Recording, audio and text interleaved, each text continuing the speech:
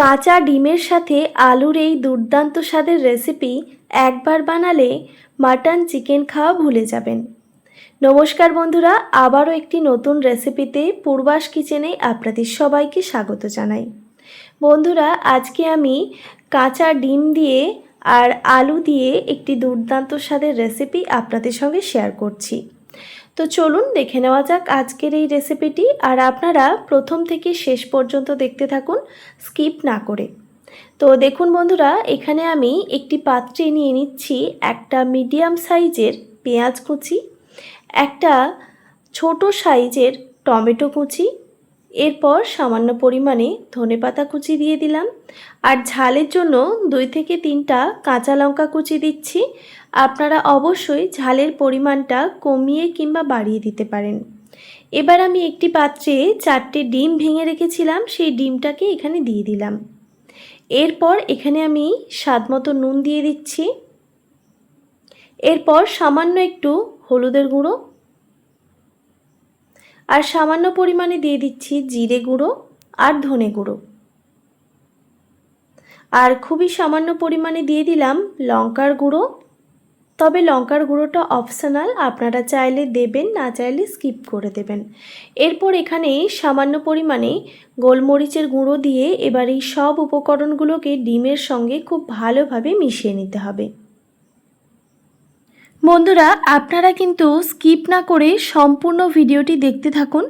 আজকের এই রেসিপিটা কিন্তু খুবই ইউনিক একটি রেসিপি। আপনারা হয়তো এর আগে কখনো বানাননি, বা যদি আপনারা বানিয়ে থাকেন তাহলে অবশ্যই কমেন্ট করে জানাবেন। তো দেখুন, আমি ডিমটাকে ভালোভাবে ফেটিয়ে রেখে দিয়েছি। এবার এখানে যে আলুগুলো আমি এইভাবে কেটে রেখেছিলাম, দেখুন ঠিক যেইভাবে আমরা গোল গোল করে আলু কেটে নিই, মানে আলু ভাজার জন্য কিংবা চিপস বানানোর জন্য, সেইভাবেই কিন্তু কেটে নিতে হবে। আর আলুগুলোকে একটু মোটা সাইজে রেখেছি, মানে খুব বেশি পাতলা করে কাটিনি।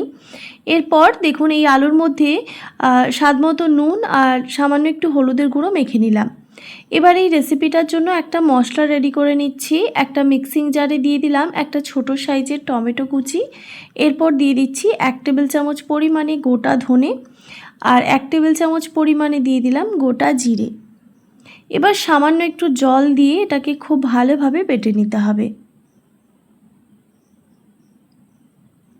দেখুন মশলাটা বাটা হয়ে গেছে। এবার আমি এই মশলাটাকে সাইডে সরিয়ে রেখে দিচ্ছি পরে ব্যবহারের জন্য।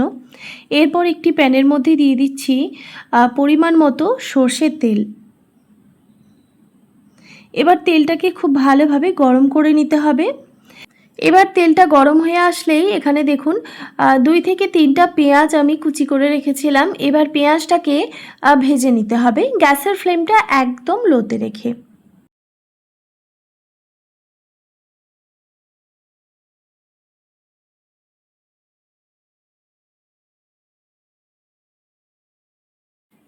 একদম লোতে রেখে দেখুন পেঁয়াজটাকে আমি ভেজে নিয়েছি। পেঁয়াজের মধ্যে একটা হালকা ব্রাউন কালার এসে গেছে। তো এইভাবেই কিন্তু ভেজে নিতে হবে। এবার আমি পেঁয়াজগুলোকে প্যান থেকে তুলে নেব। একটি ছান্তার মধ্যে আমি পেঁয়াজগুলোকে নিয়ে নিচ্ছি, যাতে এক্সট্রা তেলটা ঝরে যায়।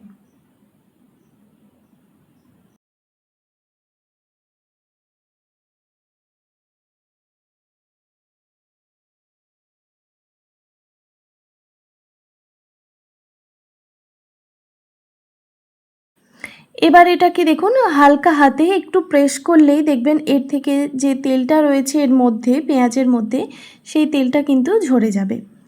তো এইভাবেই কিন্তু পেঁয়াজটাকে ভেজে তুলে নিতে হবে।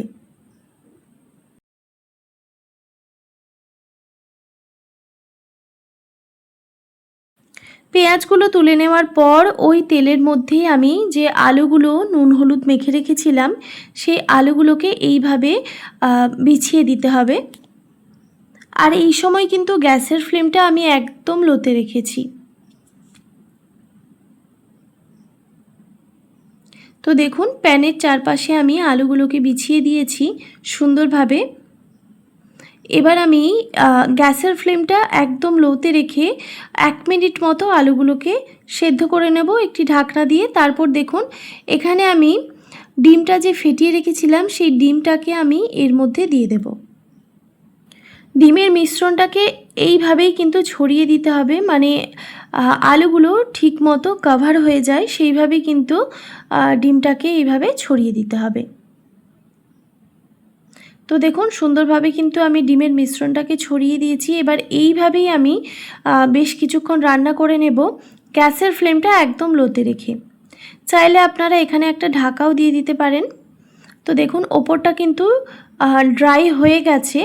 এবার আমি খুব সাবধানে এটাকে উল্টে দেব। তো এইভাবে কিন্তু উল্টাতে যাবেন না, তাহলে ভেঙে যেতে পারে। আমি একটি থালাতে এটাকে উল্টে দিয়েছি। এবার এই সাইডটা খুব ভালোভাবে ভেজে নিতে হবে, মানে এই সাইডটা ভাজা হয়ে গেছে, এবার অপর সাইডটাকেও খুব ভালোভাবে ভেজে নিতে হবে। তো দেখুন বন্ধুরা, উল্টে পাল্টে আমি দুই সাইডটাই খুব সুন্দর করে ভেজে নিয়েছি। এবার এটিকে আমি প্যান থেকে নামিয়ে নিলাম। তারপর একটু ঠান্ডা করে নিয়ে এটাকে এবার কেটে নেব, পিস পিস করে কেটে নিচ্ছি। দেখুন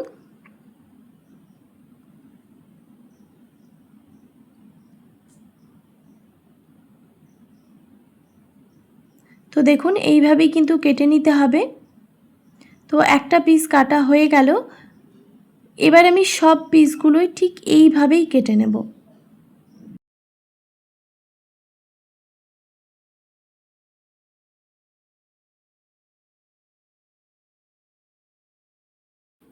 ডিমগুলো সব কেটে নেওয়ার পর এবার আমি ওই প্যানের মধ্যেই দিয়ে দিচ্ছি আবারও কিছুটা পরিমাণে সর্ষের তেল। এবার তেলটা গরম হয়ে গেলে এখানে আমি দিয়ে দিচ্ছি 1 টিস্পুন পরিমাণে কালো জিরে। এবার কালো জিরেটাকে একটু ভেজে নিতে হবে, গ্যাসের ফ্লেমটা একদম লোতে রেখেই। তারপর এখানে আমি দিয়ে দিচ্ছি দুটো মিডিয়াম সাইজের পেঁয়াজ কুচি। এবার পেঁয়াজটাকে হালকা ব্রাউন কালার করে ভেজে নিতে হবে। তো দেখুন ভাজা হয়ে গেছে। এবার যে আমি মিক্সিতে মশলাটা বেটে রেখেছিলাম সেটা এখানে দিয়ে দিচ্ছি, টমেটো, গোটা ধনে আর গোটা জিরে। এবার মিক্সির মগ ধোয়া সামান্য পরিমাণে জলও দিয়ে দিলাম। এরপর এই মশলাটাকে খুব ভালোভাবে কষিয়ে নিতে হবে। এখানে আমি দিয়ে দিচ্ছি স্বাদ মতো নুন, আর দিয়ে দিচ্ছি পরিমাণ মতো হলুদের গুঁড়ো, আর কালারের জন্য দিয়ে দিচ্ছি কাশ্মীরি লঙ্কার গুঁড়ো। বন্ধুরা এই কাশ্মীরি লঙ্কার গুঁড়োটা কিন্তু ঝাল নয়, আপনারা চাইলে দেবেন, না চাইলে স্কিপ করে দেবেন। এটা আমি কালারের জন্য ব্যবহার করলাম, যাতে কালারটা সুন্দর আসে। এরপর সব উপকরণগুলোকে খুব ভালোভাবে মিশিয়ে নিয়ে এবার মশলাটাকে ভালোভাবে কষিয়ে নিতে হবে, গ্যাসের ফ্লেমটা একদম লো টু মিডিয়ামে রেখে। গ্যাসের ফ্লেমটা লো টু মিডিয়ামে রেখে আমি মশলাটাকে ভালোভাবে কষিয়ে নিয়েছি। দেখুন মশলাটা কিন্তু সুন্দরভাবে কষানো হয়ে গেছে, মশলার থেকে কাঁচা গন্ধটাও চলে গেছে। এবার এখানে আমি দিয়ে দিচ্ছি 1 বাটি পরিমাণে জল। জলটা দেওয়ার পর আবারও খুব ভালোভাবে নাড়াচাড়া করে নিতে হবে। এবার আমি এখানে দিয়ে দিচ্ছি দুটো কাঁচা লঙ্কা চেরা। এই সময় কাঁচা লঙ্কাটা ব্যবহার করলে দেখবেন রান্নার টেস্ট খুব সুন্দর আসে। কাঁচা লঙ্কার একটা মিষ্টি গন্ধ থাকে, সেই গন্ধটা কিন্তু যে কোনো রান্নাতেই বেশ ভালো লাগে। তো তারপর দেখুন গ্যাসের ফ্লেমটা হাই রেখে 1 মিনিট মতো ফুটিয়ে নিয়েছি। এবার গ্যাসের ফ্লেমটা একদম লোতে রেখে আরও কিছুক্ষণ এটাকে ফুটিয়ে নেব। এই সময় আমি দিয়ে দিলাম সামান্য পরিমাণে ধনেপাতা কুচি। এখন কিন্তু আমি গ্যাসের ফ্লেমটা একদম লোতে রেখেছি। তারপর আরও কিছুক্ষণ রান্না করে নিয়ে এবার এখানে আমি ভেজে রাখা ডিম আর আলুটা দিয়ে দিচ্ছি। তারপর খুব ভালোভাবে আবারও নাড়াচাড়া করে দিতে হবে। আর বন্ধুরা গ্যাসের ফ্লেমটা কিন্তু আবারও বলছি এখন আমি লোতে রেখেছি।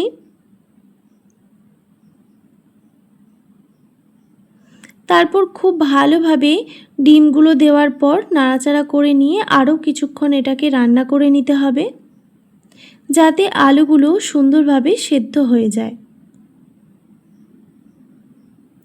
তো আরও কিছুক্ষণ আমি এটাকে রান্না করে নিয়েছি, আলুগুলো কিন্তু সুন্দরভাবে সেদ্ধও হয়ে গেছে। এবার যে দেখুন পেঁয়াজটা আমি ভেজে রেখেছিলাম প্রথমেই, সেই পেঁয়াজটা এখানে দিয়ে দিচ্ছি।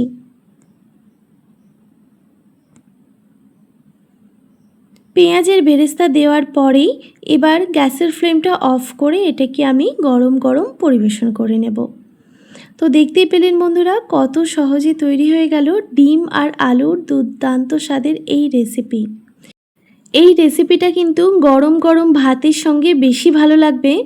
তো আপনারা চাইলে ভাত রুটির সঙ্গেও পরিবেশন করতে পারেন। আশা করি আজকের এই রেসিপি আপনাদের ভালো লেগেছে।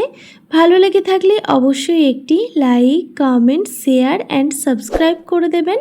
আর পাশে থাকা বেল আইকনটিও প্রেস করে দেবেন। তাহলে নিত্য নতুন রান্নার ভিডিওগুলি আপনাদের কাছে পৌঁছবে। ভালো থাকবেন, সুস্থ থাকবেন। দেখা হচ্ছে আবারও একটি নতুন রেসিপি নিয়ে। আর বন্ধুরা, আপনারা এতক্ষণ আমার সঙ্গে ছিলেন, সেজন্য আপনাদের সবাইকে অনেক ধন্যবাদ।